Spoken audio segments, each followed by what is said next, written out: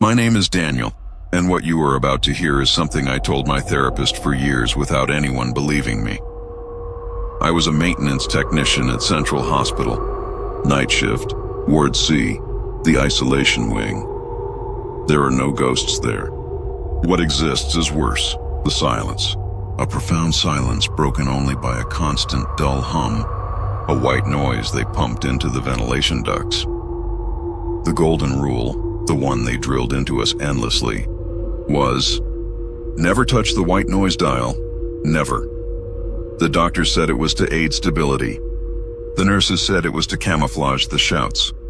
Initially, I thought it was just an old fan. The first week, everything was routine. Changing light bulbs, checking water pressure, mundane tasks. The patients would watch me through the reinforced door peepholes, and most of them wouldn't even flinch. But there was one. In room 401, a man named Leonard, who was always awake. He never slept.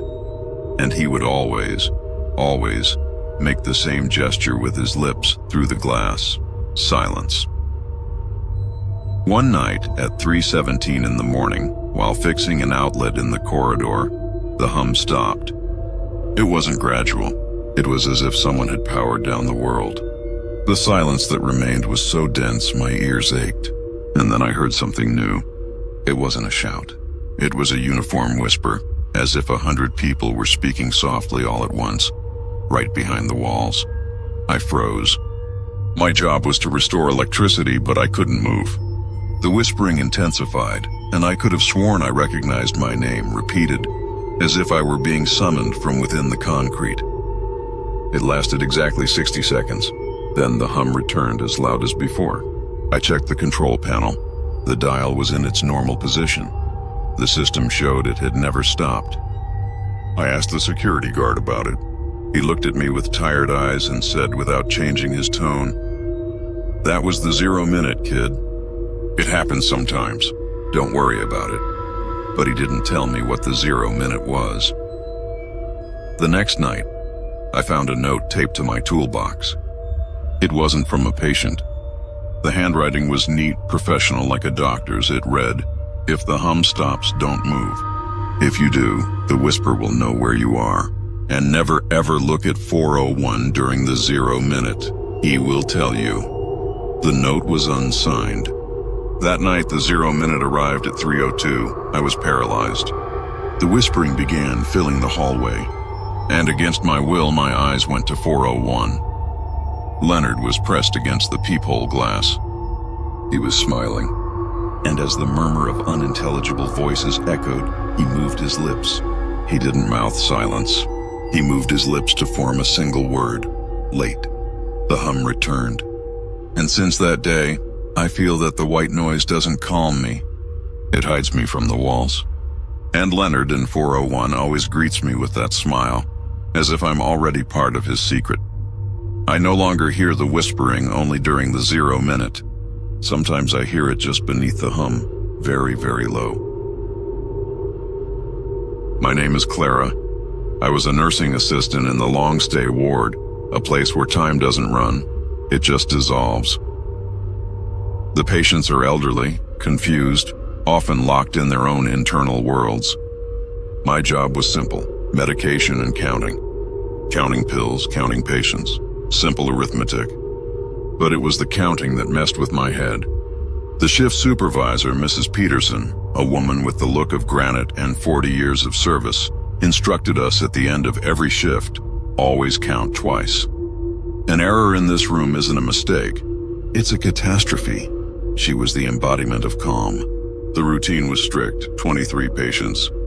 Not 24, not 22, 23. I wrote it in my log, a neat list. The list never changed. But one night during my 11 o'clock round, I paused at the threshold of the common room. There were 24 blankets on the beds. I stood there, counting slowly, from bed 1 to 23, and there was one extra bed, with a shape sleeping beneath the gray blanket. I counted again. 23 assigned beds. One extra bed. My mind froze. I went to my list. 23 names. I looked at the extra bed. The shape under the blanket was small, huddled, but didn't look like one of our usual patients. I tried to wake Mrs. Peterson. She didn't answer the intercom. I went to the control office and she was there sitting at her desk, eyes wide open, staring at a fixed spot on the wall.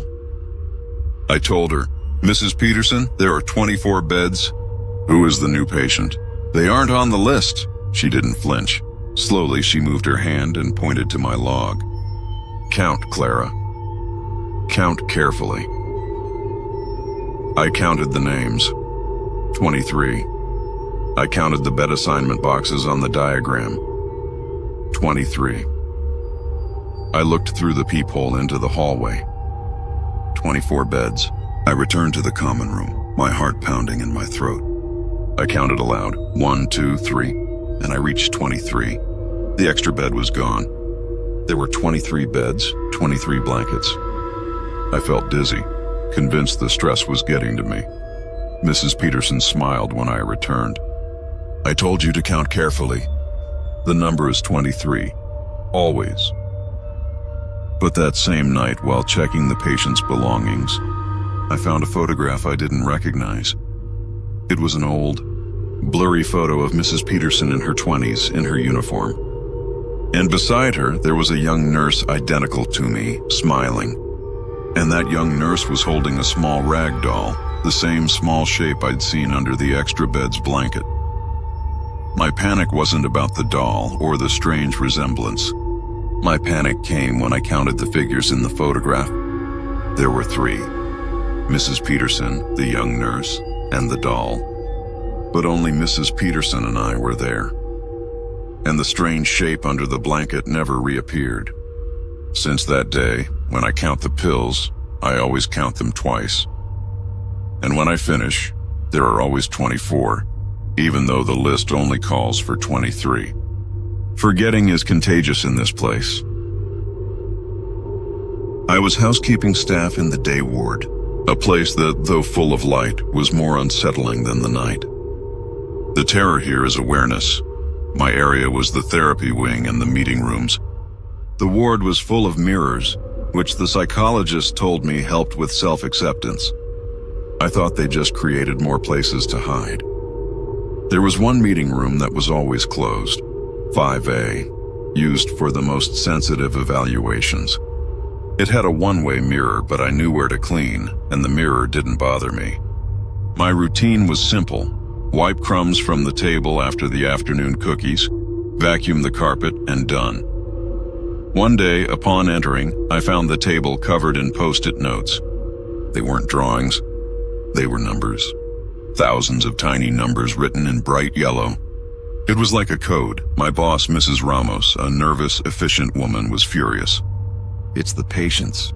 They're amusing themselves with this. Throw it all away." But as I gathered the post-it notes, I noticed a pattern. They weren't random numbers. They were sequences. My mind, which was always good with patterns, started decoding. The post-it notes were organized in blocks of 7, and each block corresponded to the letters of the names of the most stable patients, the ones about to be discharged. I went home and obsessed over the code. I couldn't sleep. Under the light of my lamp, the code was revealed. It was a warning message, and the patients didn't write it. The message read, "They don't leave. They are transferred. The key is the name. The name changes. The person stays." The fear didn't scare me. It made me curious. I returned to the ward the next day, pretending to be sick so I could investigate secretly. Mrs. Ramos saw me. She was cleaning the table in room 5A, but this time there were no post-it notes. Only a small pencil mark on the edge of the table. It was a sequence of 7 numbers, the code for key. I asked Mrs. Ramos in a casual voice about the patient who had been discharged that morning, a young man named Marcos. "Marcos, yes. A miraculous recovery. He left this morning." But her voice was too soft, her eyes too fixed. I asked her for his full name. She gave it to me. Then I asked her about another patient who had left the week before, a woman named Laura. She gave me her full name. As I left the room, I felt the need to look at myself in the hallway mirror. My reflection was there, but I noticed one thing. The woman looking back at me in the mirror, myself, had an expression of absolute terror that I didn't feel. And my cleaning uniform, which is always blue, seemed to have a slightly different shade, a dirty green, my full name. I felt a chill. I went to my locker. The lock was intact, but my employee ID, which always has my full name, had been changed. A letter was missing from my last name, a subtle alteration that made it different, but almost identical. I looked at the code I had deciphered. The key is the name. The name changes. The person stays. The message wasn't about the patients. It was about the staff, and Mrs. Ramos's fury over the code wasn't about the mess. It was about the exposure. Now, every time I look at Mrs. Ramos, I wonder, who was she before her name was changed? And the woman who stares at me from the hallway mirror, the one trapped in the reflection, has my face, but I know she isn't me. I was a security guard in the maximum containment ward. We didn't have patients. We had cases. The terror here is expectation. You know they are there, and you know they are dangerous, but you never see them. You only see steel doors without handles and a light indicator above each one. Green, yellow, red. Green is calm.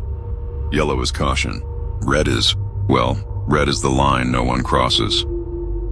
My supervisor, a former military man, told me on my first day, if you see a red light, don't go near it. Call a special team, but you do not approach. Red isn't an alarm, it's a signal. Most lights were green with an occasional yellow.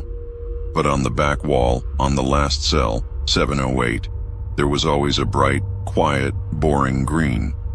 Case 708 was the oldest. He had been there for 20 years. A case of deep catatonia. He never spoke, never moved.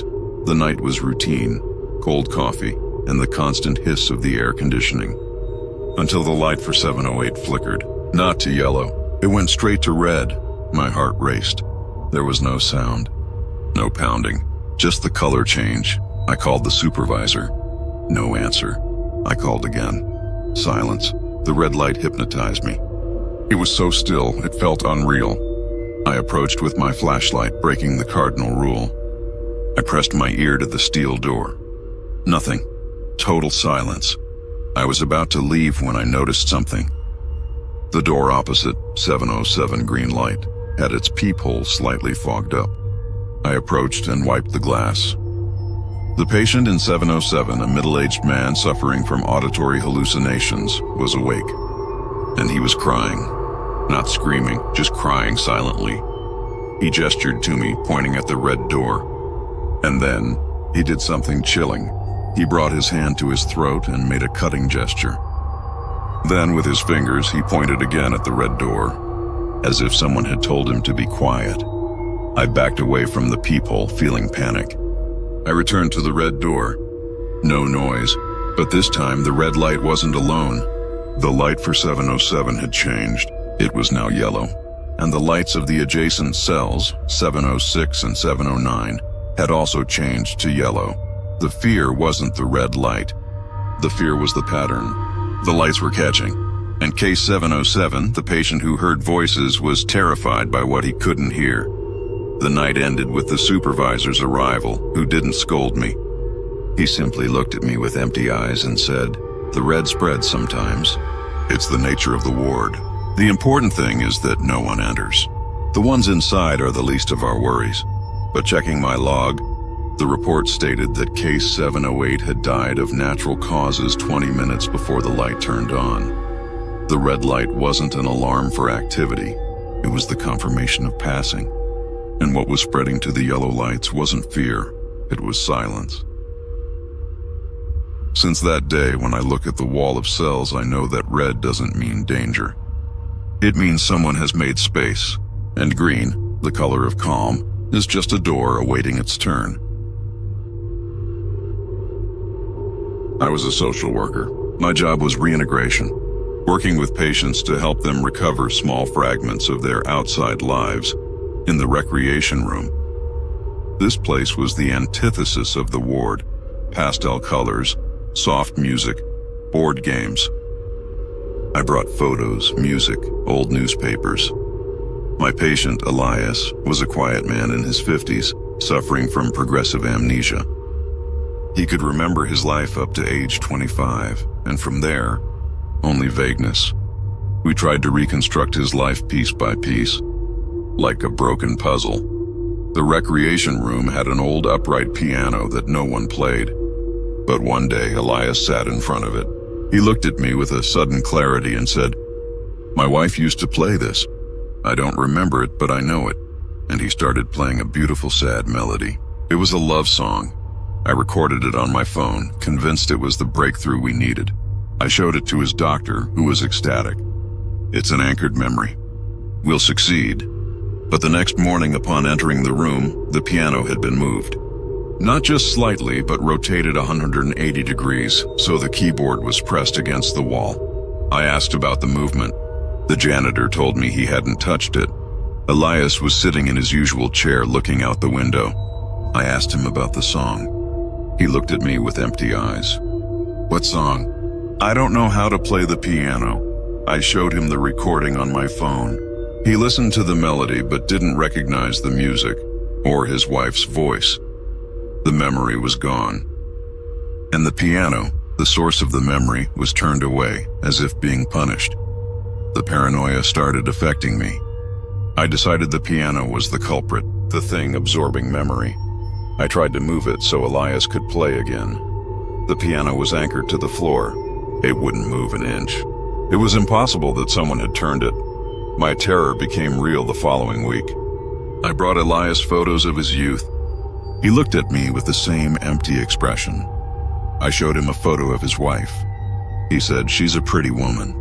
"Is that you?" I told him no, that it was his wife. He smiled. "I don't think so.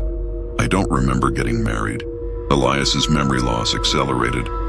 And I, who spent hours in that room, felt my own memories fading. I started recording my routines, writing notes about my life. One day, I found my own notebook. It was in the recreation room wastebasket. The first pages were filled with my handwriting. The last ones, however, were illegible, just meaningless scribbles, written in desperate haste. I looked at Elias. He was sitting, playing the piano. He was playing the love song, the melody he didn't remember learning. I approached. He smiled at me, a genuine smile. "Doctor," he said, "your shift is at 5, right? Go home." The forgetting is contagious here. I realized that the piano only moved for those who tried to remember, and by trying to give Elias his memory back, I had jeopardized my own. Elias was cured. I, on the other hand, no longer remember my first love's name. I arrived as the new administrator, a man of numbers and blueprints. The central hospital was a Gothic maze, but I had the plans. My job was to modernize the West Wing, the abandoned sector. The terror here is geometry. There was a saying among the old staff, "Never trust a corridor without windows." The West Wing was a network of windowless corridors, lit with a sickly neon light. The original architect, a Mr. Barlow, committed a terrible act on the roof in the 30s, but his architectural legacy remained. My first week, I noticed a discrepancy in the blueprints. There was a corridor on the plan that didn't exist in reality. It was a drafting error, I assumed. But every time I tried to get from point A to point B following the plan, I found myself in a different location, an area that shouldn't be there. Storage doors opened to bricked-up elevator shafts. The corridor that should have led to the fire exit took me to a dusty old break room. It wasn't apparitions. It was a sick geography. I asked about Mr. Barlow. They told me he was unstable, that he believed the hospital had to help patients find their own way through architecture. A nurse gave me a small, old notebook. It was Barlow's. The police found it after the roof incident. The notebook was filled with drawings of sacred geometry and cryptic notes. It read, "If the patient cannot find the exit, they must never leave. The building must be their final therapy." And then, A diagram of a corridor with no beginning or end. A loop. I, the administrator of numbers, decided to find that corridor. I ventured into the West Wing, following my compass and my own plans. I passed room 305, then 306, and then 305 again. I had walked in a perfect circle, but in the corridor that should have been 306, there was a new door. A wooden door that wasn't on the plan. I opened it. It was Mr. Barlow's office, sealed since his passing. It was covered in dust. On the desk, I found a plan. A master plan that wasn't the official one. On this plan, the hospital didn't have an emergency exit. It had a therapeutic exit, a corridor that led you back to the start, no matter how far you walked. It was the loop. I realized that Barlow wasn't mad. He was trying to make the hospital a perfect trap for the mind, and the corridor that didn't exist on the official plan was the only way to escape the therapy. I returned to the corridor. Barlow's wooden door had vanished. In its place, there was a brick wall. No trace. Since that day when I walked through the West Wing, I don't trust my eyes. I trust my sense of touch. I touch the walls and look for a seam, a crack, anything to tell me that the corridor is real, and the corridor that leads to my office.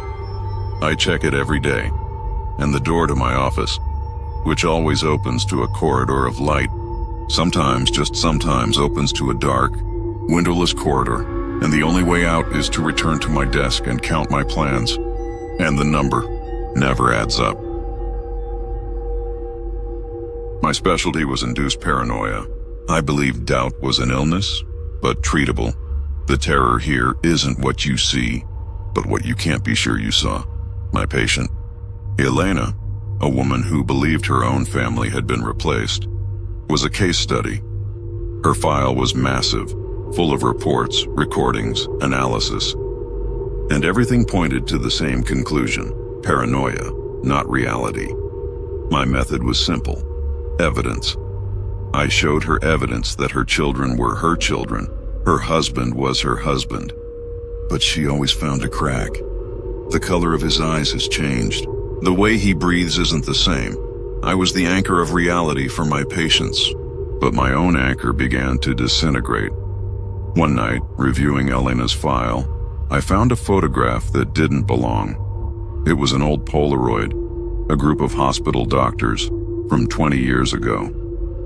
I wasn't in that photo, but one of the men, a young psychiatrist, had a scar identical to mine right above his eyebrow, and his name, handwritten below the photo, wasn't mine.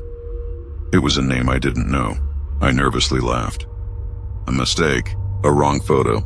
I put it back in the file, but the next night the photo was gone, and in its place there was a note written in Elena's handwriting. "You have cracks too, doctor. I know it, I feel it, I smell it. You have a name that isn't yours." Doubt seized me. I called my wife. I asked her about my scar. "It's from a bike accident when you were 10, she said, her voice soft. I asked her for my first name. She gave it to me. I asked her for my middle name that I never use. She hesitated. A small pause, and then she told me. The doubt, that small space of silence, was the crack that opened in my mind. I rushed to the archives room, desperate to find my own file, my hospital admission record, the place where all identities are kept. It was locked. I forced it open. My file was there with my name and my history. But when I opened it, there was nothing inside. The file was completely empty. Not a single sheet of paper. No note, no photograph, just the cover. Panic suffocated me. I ran to my office and looked at my university degree, my name, my specialty. Everything was there, but my wife's doubt, the gap in the file, Elena's note, everything screamed that the truth was something else. I returned to the archives room, no longer to look for my identity, but Elena's. Elena's file was gone. In its place, there was an unmarked cardboard box. Inside, I found a file. It was mine, my name was there, my date of birth. But at the end of the file, there was a line written by hand, in a handwriting I recognized, the handwriting of Mrs. Peterson. The shift supervisor. It read, "Case, anchoring creation successful. The doctor believes he is the anchor. Identity transfer complete." And then a date. A date that was 1 day before my admission to the hospital. I realized the truth. I wasn't the psychiatrist. I was the patient who believed his name was the psychiatrist's. And my own therapy, my fight against Elena's doubt, was the way the hospital kept me anchored to a reality that wasn't mine. I looked for Elena's file. It was gone. I realized she had been discharged, and my only proof of reality was gone. Since that day, I no longer treat paranoia. I live in it. And my greatest fear isn't that my patients lie to me. It's that I'm lying to them. My name is Ricardo. I was an occupational therapist. My job was to give patients back the feeling of the mundane, the tangible. But in this ward, the tangible was the most suspicious thing. There was a communal shower area in the detox wing. It was a windowless space, always steamy, with large mirrors that were constantly fogged. The rule was that we should always supervise patients for safety, but the steam made it almost impossible to see clearly.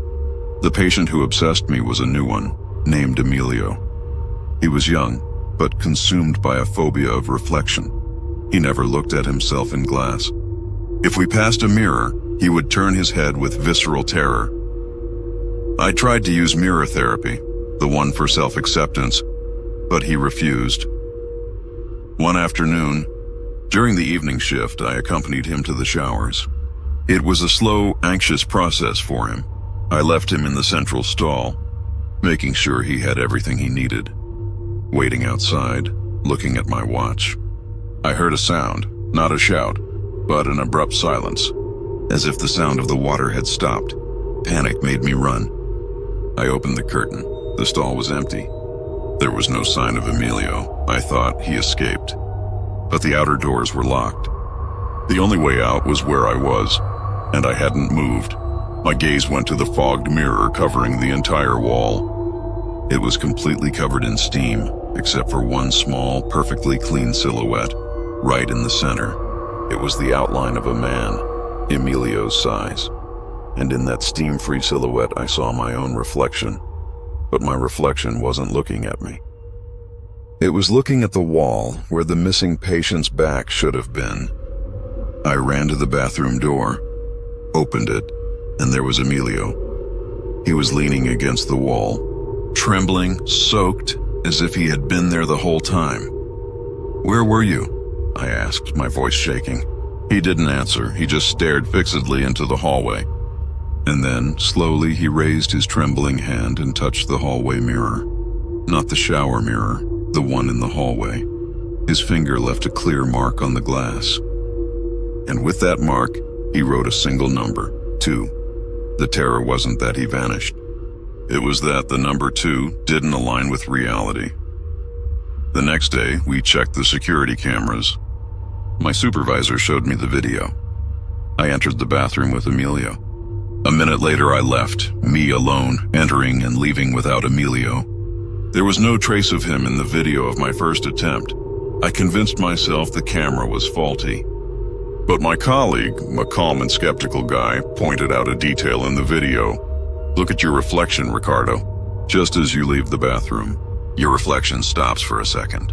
It doesn't follow you. It stays looking at the door."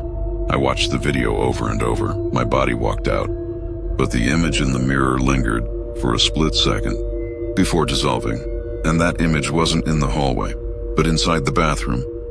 Looking toward where the shower curtain was, I understood the number 2. It wasn't 2 people. It was 2 versions of the same person, and Emilio wasn't afraid of his reflection.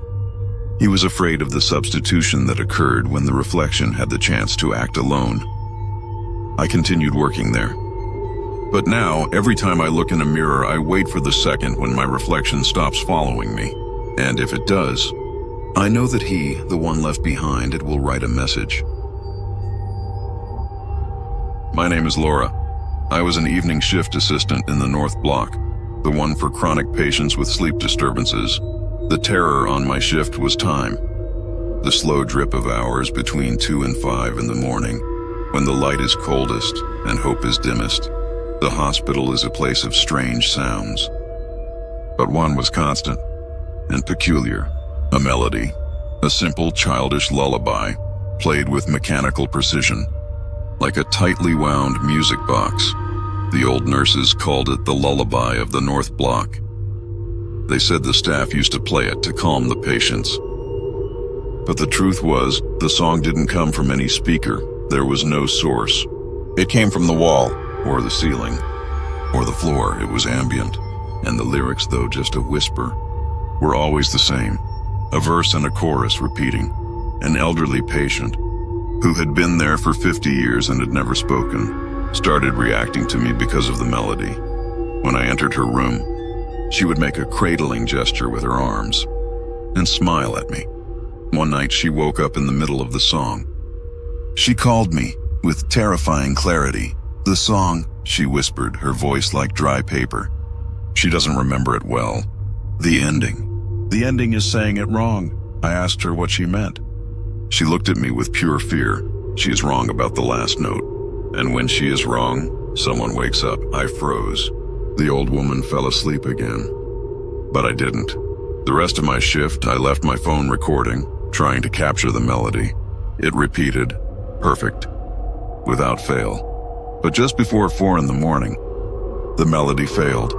The last note of the chorus went up, a quarter tone, a tiny, almost imperceptible mistake. But I heard it, and in that instant, the North Block filled with a sound I had never heard before. It wasn't a scream. It was a chorus of deep, muffled groans, coming from every room at once. They weren't cries of pain, but of realization, as if everyone had just woken up from the same terrible dream. It lasted a minute. Then the melody restarted. Perfect again, and the groans faded. The next day, the old woman who had warned me was gone. The transfer sheet read, "Unexpected improvement. Immediate discharge." No one gave me an explanation. The day nurse, without looking at me, said quietly, "When the lullaby is correct, they stay asleep. When it's wrong, they leave." I kept working there, and I kept hearing the melody. But now, I wonder if the error in the song was meant for me. One day, I found a note taped to my locker, written in a shaky, old hand. It said, "The melody doesn't calm you, Laura. It teaches you the lyrics. Beware of the end." Since then, when the song plays, I try not to listen too closely. I try not to learn the words, and I fear the day the last note fails again, and I am the only one who doesn't wake up. My name is Emilio. I was the chief archivist, the man who believed in paper and ink. For me, terror was inconsistency. The ward was a labyrinth of medical records. Thousands of lives, reduced to cardboard folders. There was a rule no one understood.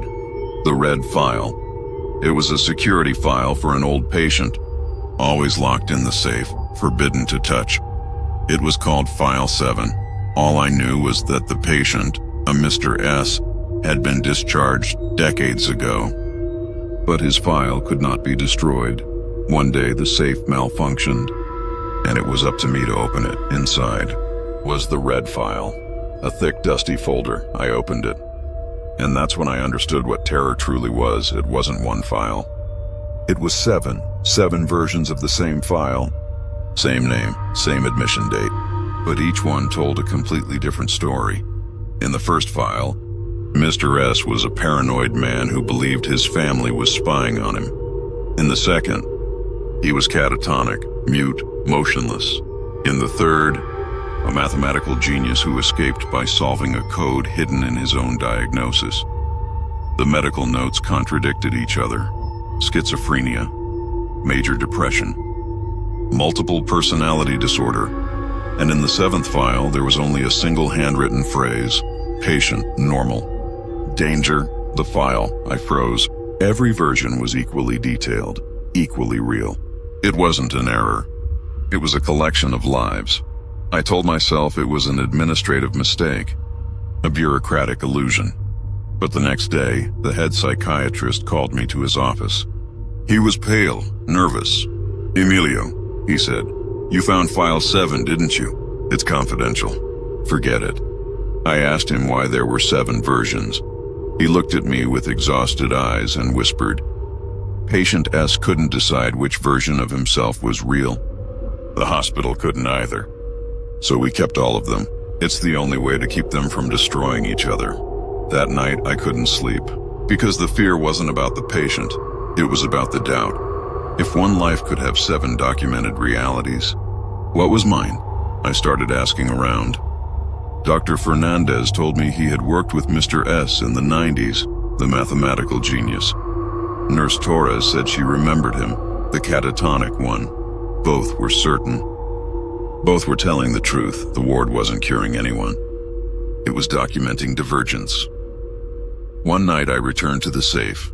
The 7 files were there. But inside the last one, the one labeled normal, danger, the file, there was something new, a note written in my own handwriting. My neat, unmistakable handwriting. It read, "I am file 8. Don't trust the reality you are touching." I looked at the safe. There was space for 8 folders, not 7. Since that night I keep archiving. I keep writing, and every time I open a new folder, I ask myself, is this a new patient? Or the next version of my own life that I'm about to document? My name is Hector. I was a warden on the early morning shift. My job was containment and observation. The terror here is excessive calm. There was a room we called the silent room, for patients with very severe crises. It had no windows, only a dim, constant light. I observed through a small peephole. The atmosphere was one of total peace. The patients in that room never shouted, never moved. They simply lay there on the mats. It was unsettling. One day, Dr. Vega, a young, enthusiastic psychiatrist, decided we should introduce elements of comfort. He brought a new wool blanket with a very soft texture. He placed it over one of the most severe patients, a man we called the Wall because of his immobility. The next morning, Dr. Vega was euphoric. The Wall moved. He hugged the blanket. I was skeptical. The Wall hadn't moved in 3 years. I entered the room. The Wall was lying down, but the blanket was wrapped around his head. The texture of the blanket, so soft, had been changed. It was hard and rough, as if it had turned into sackcloth or tree bark. I asked about the change. Dr. Vega told me he hadn't touched it, but the strangest thing was, the rough texture wasn't on the whole blanket. Only in the area covering the patient's head. It was as if the blanket had absorbed the Wall's pain or rigidity. I decided to stay and observe. The terror began that night. The Wall remained motionless, but the blanket continued to change texture. Every hour, the blanket became harder, rougher, and colder, and the texture the blanket lost seemed to appear somewhere else. In the hallway, the pavement I stepped on suddenly felt rough and hard, even though it was smooth linoleum. In the control room, the surface of my desk, which was plastic, felt cold and porous, as if it were made of dry clay. The texture of calm was expanding throughout the ward. I realized the blanket wasn't absorbing pain. It was absorbing reality, and the Wall, by hugging it, was discharging his immobility into the environment. A week later, Dr. Vega vanished. There was no report, no explanation. He simply wasn't there anymore. I went to his office. It was empty, except for a small piece of wool, the comfort blanket, on the chair. It was very soft. I took it in my hands, and right in Dr. Vega's seat, where he used to sit, the surface of the chair felt incredibly hard and rough, as if the chair had absorbed its own stiffness. The last message was a small note taped to my locker. Written in a handwriting that seemed carved into the paper, it read, "The only real texture here is immobility, and the blanket is looking for you." Since then, I never use a blanket. And on my rounds, I always touch the walls. And when a wall feels unusually soft, I know that the wall's calm is about to reach my location. My name is Javier. I was an elevator technician. The hospital had 3 elevators, 2 for the public, and 1, the A12, only for the ward staff. The terror here was verticality, the sensation of going up or down. Elevator A12 was old, slow, and constantly had problems. My job was to maintain it. It was my own metal office. One day, I received a call from the psychiatric ward. The elevator was stuck on the 4th floor between the 3rd and 5th levels. It was a common fault. I went to the machine room and restarted the systems, but the elevator refused to go up or down. All it did was emit a sound, not a beep, but a constant click, click, click. I went down to the elevator shaft. I found the car stopped. Inside, there was a frightened nurse. I freed her and she ran off, but I stayed. The click, click, click continued. It seemed to come from inside the cabin. I opened the control panel. The sound was coming from a small recording device taped on. It was a child's toy, a voice recorder. I turned it on. The sound that came out was the same click, click, click. There were no words, just the rhythm. But then, the rhythm changed. It became slower, more paused. A soft tone of voice, almost inaudible, began to narrate. It was a calm male voice saying, "I'm going up to the 6th. It's the place where you forget." The voice stopped. I knew the ward only had 5 floors. There was no 6th. I went to the control room and looked at the panel. The elevator was stopped on the 4th floor. But the cabin light, the digital indicator inside the elevator, flickered and showed the number 6. I froze. The elevator wasn't physically going up, but its identity was. I entered the cabin and marked the 5th floor. The elevator moved. It ascended slowly, stopping smoothly on the 5th. I got out. The hallway was silent. I went back in and marked 6. The digital panel accepted it. The doors closed. I felt the elevator moving, but the sound was different. It wasn't the hum of the cables. It was the sound of wood creaking. And the interior light dimmed, settling into a soft darkness. The voice returned on the recorder. "I'm here now. The 6th floor is only for silence. It's the only way to escape the therapy." I felt a chill. The elevator stopped. The doors didn't open. I looked at the voice recorder. The click, click, click sped up into a muffled panic. And then, a final voice, very weak, whispered, "There is no exit. The ward is a box, and the elevator only moves the walls." I called my supervisor, who found me frozen on the 4th floor. Elevator A12 was stuck between 3 and 5. He scolded me for my negligence. But looking at the elevator control panel, the car indicator, the small light that showed its position, was flickering between 4 and 6. A floor that didn't exist. Since that day, every time I repair the elevator, I wonder if the 6th floor isn't a place, but a state of mind, and every time someone goes up, I wonder if they will return to the 5th floor, or if they will stay in the state of silence. My name is George. I worked in hospital supply and logistics. My terror wasn't the patients. It was the systems. The bureaucracy was the real madness here. Every day, the nurses would fill out patient progress reports, hundreds of them, detailing mood, medication, and compliance. These reports were supposed to be filed sequentially by date and time in the records office, my territory, but the system was flawed. Every time I went to file the latest batch, I would find the folders in the cabinets had been subtly rearranged, not opened, just moved. The reports from 9 a.m. would be after the reports from 11 a.m. A Tuesday report would be tucked between 2 Mondays. It was a constant, low-level mess that defied all logic.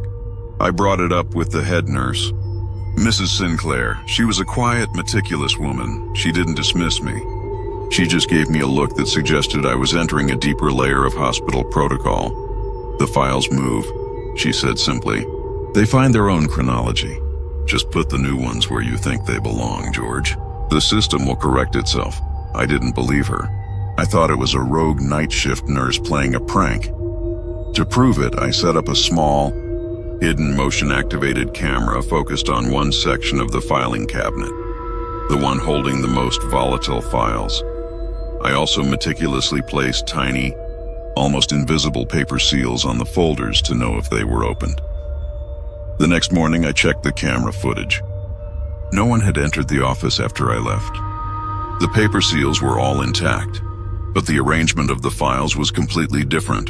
The paper itself, the patient files, had slid and shifted on their own, a slow, rustling movement captured by the camera's night vision. It wasn't someone moving them. It was the movement of the information itself. And as I watched the files shuffle and merge, I noticed something horrifying in the movement. They weren't moving randomly. They were grouping themselves into new categories, files from different patients, different years, different diagnoses, aligning perfectly based on the nature of their delusion. All the missing limb complaints together. All the voice in the plumbing complaints together. The files were creating a collective patient, an amalgamation of shared madness. My current files, the new batch I had brought in, were rejected. They were pushed out of the cabinet, lying on the floor. I picked them up. The top report was for a patient named Mr. Wells, detailing his severe anxiety that his body was slowly turning into concrete. I checked the camera again. The files remaining in the cabinet had formed a new cluster. I pulled one out. It was Mr. Wells's file, dated 10 years ago, with the final entry stating, "Patient discharged. Therapy successful." The file on the floor was the new Mr. Wells. The cabinet had decided that the old patient was cured, and it had rejected the new one, as if to say, this story has already been told. My terror became personal when, later that week, I saw Mrs. Sinclair standing in front of the open cabinet.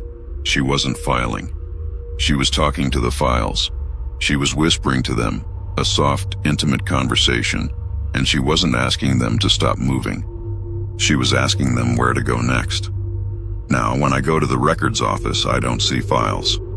I see sentient memories, slowly reorganizing the past to make their collective sickness the only consistent history of the ward. And I fear the day my own personnel file gets mixed into the flow and is organized with a history that is not mine. My role was experimental. I was a research assistant running tests on sensory deprivation in a specialized, soundproof wing. The terror here is the absence of stimulation. The room, which we called the chamber, was painted a neutral, non-reflective gray. The air was filtered, odorless. The sound level was so low it was technically a vacuum. The patient, subject 104, was a woman with a severe overstimulation disorder. The goal was to reach therapeutic zero, a state of total calm.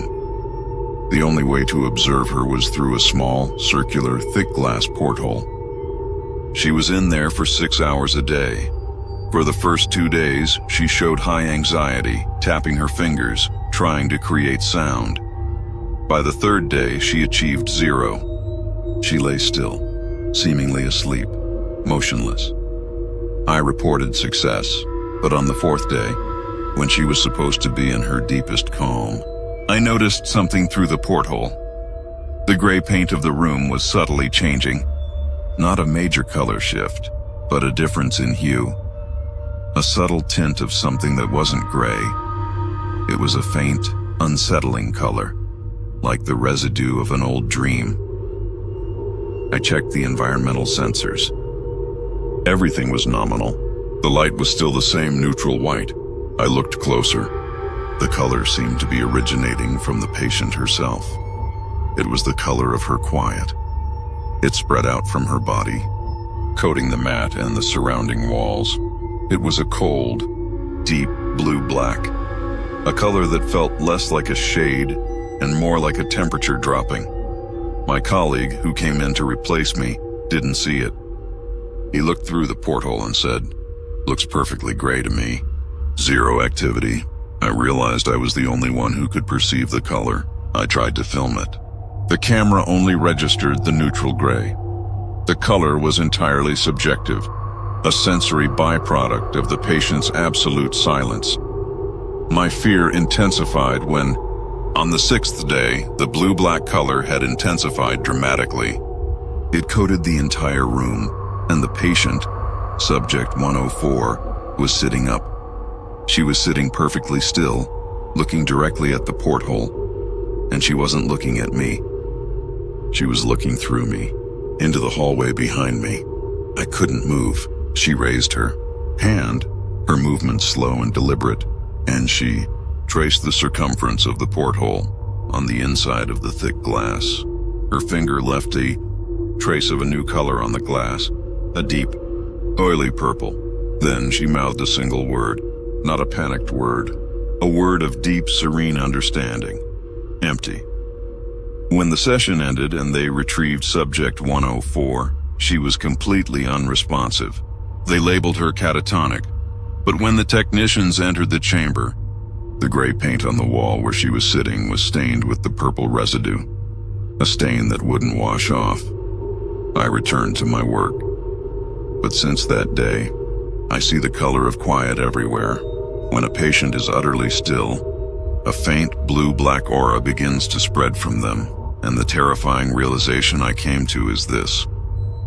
The color isn't a delusion, it's the space that the personality leaves behind when it reaches zero, and the patient was staring at me because she saw the blue-black residue already clinging to my clothes, a sign that my own silence was beginning to match hers. I worked as a ward attendant, responsible for the general well-being and appearance of the patients.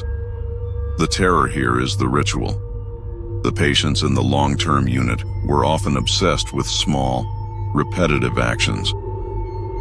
My focus was a man named Mr. Keller. He was obsessed with buttons. He wore the same standard-issue pajama top every day, and every day he meticulously checked the 5 buttons on the front. He would count them, polish them with his sleeve, and adjust the collar. He was totally silent, except for the tiny, repetitive click of the button against the fabric. It was a harmless ritual, until the day the top button of his pajama shirt went missing. Not torn off, just gone. The thread was still there, a neat loop, but the button had vanished. Mr. Keller was frantic. He pointed at the gap and then pointed at the floor, demanding I find it. I searched the room, the bed, the entire unit. Nothing. I gave him a new pajama top. He refused it. He spent the entire day tracing the missing button with his finger, a quiet, intense distress radiating from him. The following day, I found the missing button. It wasn't in the unit. It was pinned, with a professional-looking pin, like a brooch, to the collar of the head nurse, Mrs. Thompson's uniform. It was the exact button, white plastic, 4 holes. I was shocked. Mrs. Thompson was notoriously strict about uniform standards. I asked her about it. She didn't look down. She just smiled a tight, unsettling smile. Mr. Keller donated it, she said. It's a small piece of his stability. We accept these tokens here, Javier. It helps with the transition. I went back to Mr. Keller. He was calm now, perfectly calm. He wasn't tracing the gap. He was now focused on the second button. He was counting it, polishing it, and the next morning the second button was gone. And I found it pinned to the jacket of the hospital director, Dr. Samuels. This was not a system error. It was a process. The terror was the ritual of transference. Mr. Keller was not losing his stability. He was donating it, one piece at a time, to the most powerful people in the hospital. I realized that the buttons weren't just buttons. They were anchors of sanity, and by giving them away, he was freeing himself from the structure of his own mind, while strengthening the conviction and control of the staff. The pattern accelerated. Button by button, the patient's tokens of stability appeared on the uniforms of the administration, and the staff, who were always meticulous and stressed, became strangely calm and unflappable. Their movements became robotic, their voices monotone. They were taking on the inactivity of the most isolated patients. Mr. Keller, now down to his last button, was the most serene man in the ward. He would sit, smiling softly, watching the staff parade through the halls, wearing his former anchors. Then came the day of his discharge. He was declared completely cured. He left the hospital with a peaceful smile, wearing a pajama top with no buttons, just the neat thread loops. The next day, I found a small white plastic button pinned to my own work vest. It was the button from Mr. Keller's final pajama top. I tried to remove it. It was pinned tightly. I tried to pull it off. I couldn't.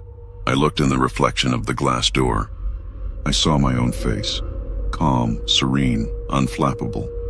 And my hands, which were trembling a minute ago, were now still. And the only sound I heard was the small, repetitive click of the button against the fabric and a soft, monotone voice in my head saying, "It's a small piece of stability. It helps with the transition." My name is Andrew. I supervise the occupational and art therapy workshops. My belief was that creation was the purest path to mental balance. Here, the challenge was in witnessing unexpected proficiency. Most patients struggle with focus.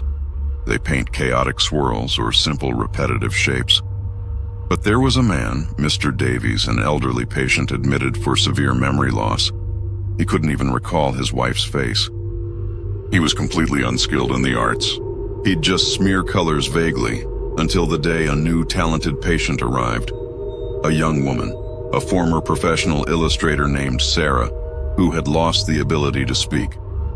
She was brilliant with charcoal, drawing hyper-detailed portraits of the staff with an almost unsettling accuracy.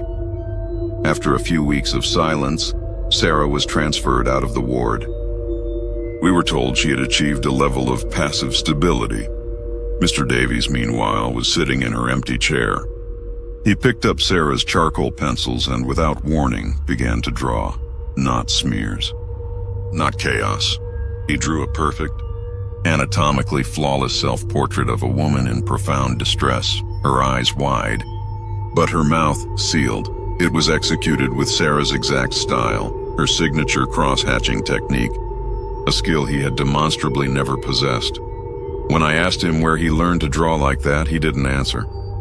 He simply looked at his own hands, his elderly, shaky hands, and they were perfectly steady. The unsettling part wasn't the acquired talent. It was that the patient who should have had the skill, Sarah, was now labeled passively stable and gone, and the patient who shouldn't have had it was now drawing her pain. I checked Sarah's file. Her final assessment mentioned that she had stopped drawing completely in her last week, instead spending her time meticulously polishing the doorknobs on her room, a strange, simple ritual. I looked at Mr. Davies's file. His memory loss, which had been severe, was slightly better. He could now recall his wife's name. But the fear was that the hospital wasn't treating illness. It was shuffling abilities. It was transferring the skills and the focus of one patient to another, leaving the original patient with a bizarre, simple tick that signaled stability. The next week, another patient, a woman who struggled with severe motor tremors, suddenly stopped shaking. She couldn't walk, but her hands were rock steady. I watched her closely. And I saw Mr. Davies across the room, sitting at his table, his previously steady hand now shaking violently, unable to hold the charcoal. He looked at me, his eyes full of despair, and his trembling finger pointed to his latest drawing, a hyper-realistic depiction of a woman's hand, frozen mid-tremor. The talent had moved, but so had the disease.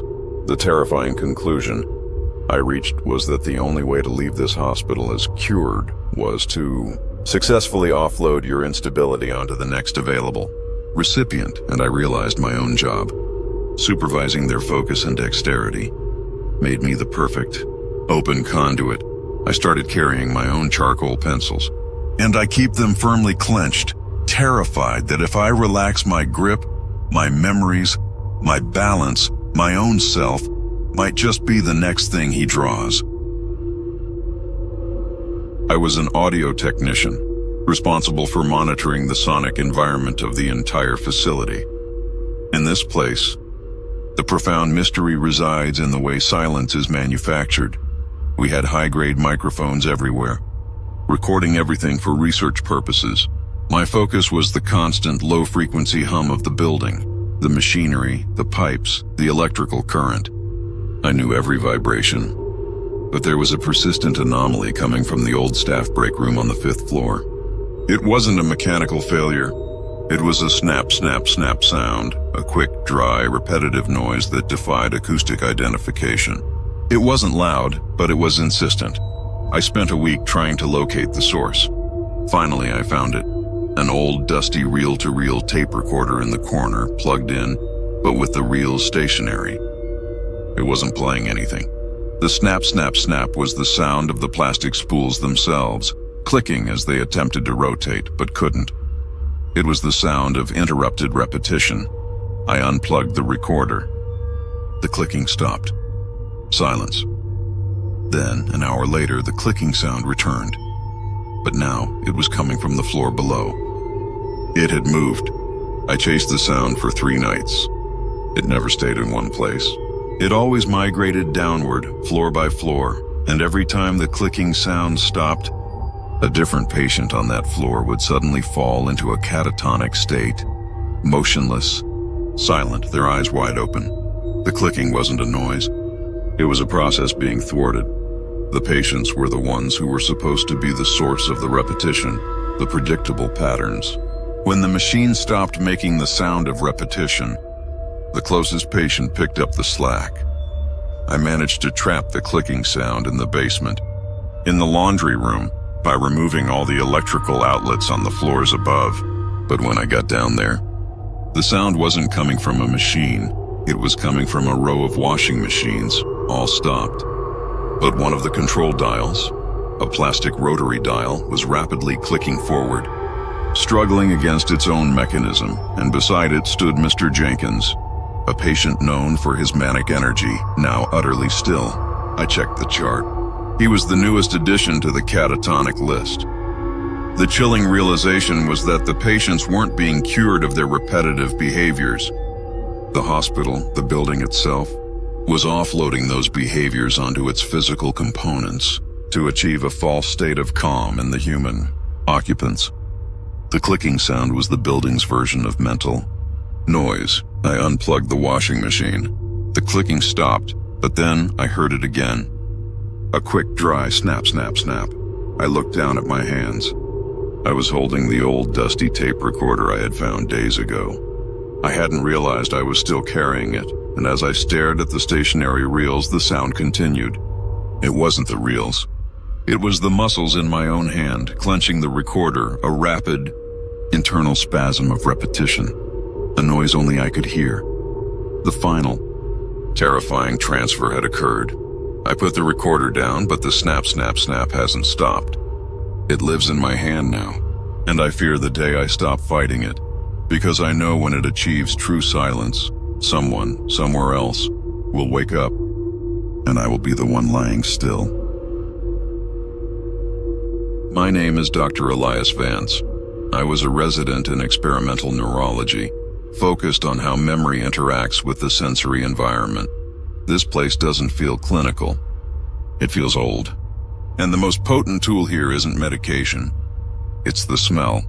The entire hospital had a pervasive, unchanging scent, a cloying mix of institutional cleaning solution, stale coffee, and something metallic, like old blood or rusty iron. It was the smell of the status quo. But there was one patient, Ms. Evelyn Reed, who was locked in a delusion that her father was a famous doctor who had secretly worked in this very building decades ago. She couldn't provide proof, but her conviction was absolute.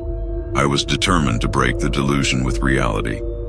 I went to the oldest, dustiest section of the hospital archives near the morgue, and I brought back a small, brittle leather medical pouch that I believed belonged to her father's time.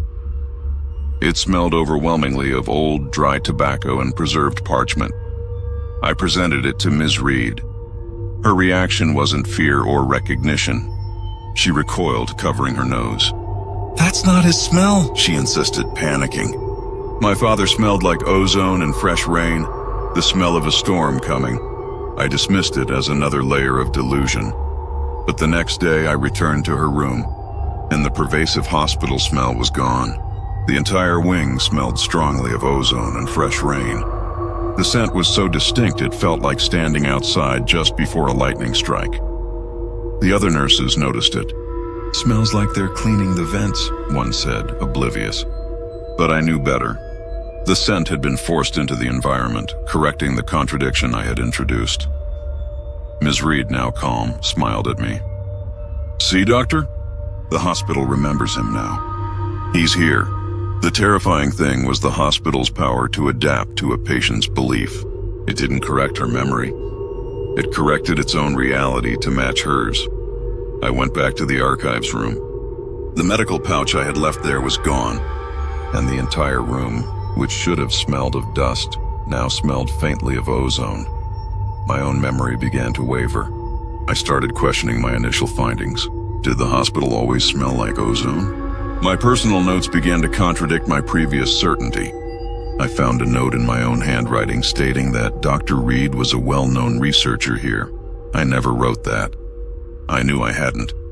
I tried to bring in something from the outside, a cutting of a rose from my garden, something undeniably external. I put it on my desk. By the morning, the rose was still there. But it smelled exactly like the dominant hospital smell. Cleaning solution and metallic iron. It had been absorbed. The hospital's scent of status quo was infectious and adaptive. The ultimate horror was not the smell of the past, but the smell of the present being overwritten. I now work in Ms. Reed's wing. She is perfectly stable, convinced her father is the chief of staff, and every time she speaks of him, the air around us crackles with a faint, clean scent, and I, Dr. Vance, find myself nodding in agreement because now, when I close my eyes and breathe deeply, I can swear with absolute conviction that this hospital has always smelled like ozone and fresh rain, and I can no longer recall the original rusty scent of the truth.